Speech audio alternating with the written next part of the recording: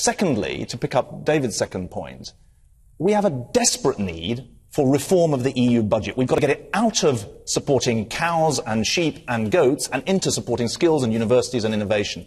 And the real tragedy at the moment is twofold. We've got a government that declared its intention right at the beginning as focusing on the sum total that's being spent, not what it's being spent on. And secondly, they have forsaken our allies, notably in Northern Europe, some obvious allies in Germany and Holland, but also actually in the new Eastern European countries. And that's why we found ourselves completely isolated in the case for reforming the EU budget. And I do think it's important for a British audience to know that the way to get our own net contribution down is to reform the EU budget. It's because of the common agricultural policy that now consumes about 40% of the EU budget. When we came into office, it consumed 66% of the EU budget.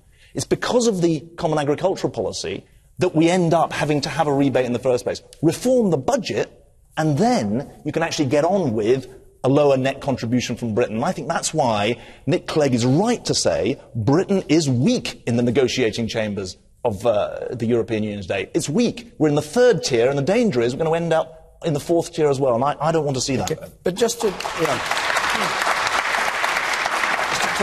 clarify something, your government gave up some of the rebate that we had in Europe. Absolutely. And last night you went into the lobby, did you? Saying that... I always vote Labour. You always vote exactly, Labour. regardless of the question. Yes, but let's pick up the point. Saying that our contribution should be... Well, let's pick up both of those points.